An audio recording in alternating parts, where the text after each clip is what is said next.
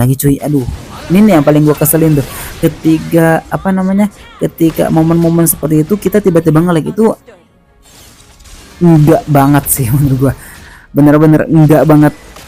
Pengen tidak bisa berkata cuy gua, pokoknya enggak banget kalau misalkan ketika terjadi war dan nge-lag itu. Pasti teman-teman yang ngerasain tuh gimana rasa keselnya itu tuh kerasa banget sih bro.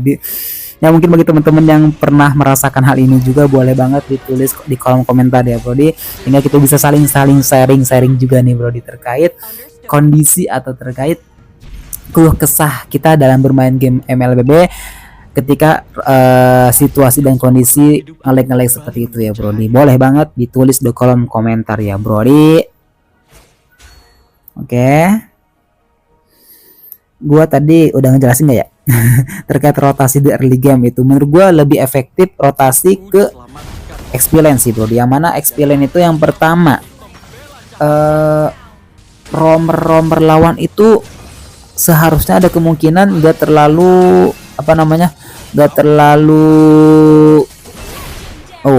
main cuy, sakit cuy gak terlalu langsung ke XP. Rata-rata kalau misalkan gak di mid lane langsung ke marksman lawan gitu kan. Itu yang pertama alasannya.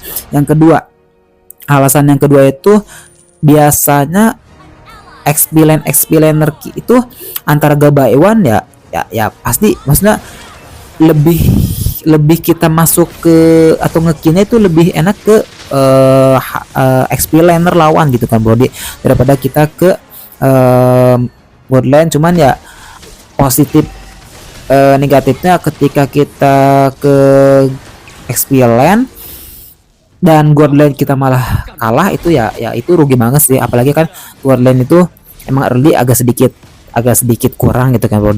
Cuman untuk di late game nya itu sangat berpengaruh banget sebagai seorang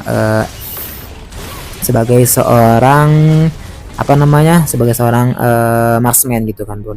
Cuman ya menurut gua positifnya 80%-an itu lebih efektif masuk atau rotasi ke XP laner gitu bro. Apalagi kalau misalkan kita pakai mage burst atau mage yang sifatnya besar kemungkinan kita bisa bantu kill. Nih lihat, tiba-tiba mati aja cuy, kita nge-lag tiba-tiba mati aja. Aduh, parah.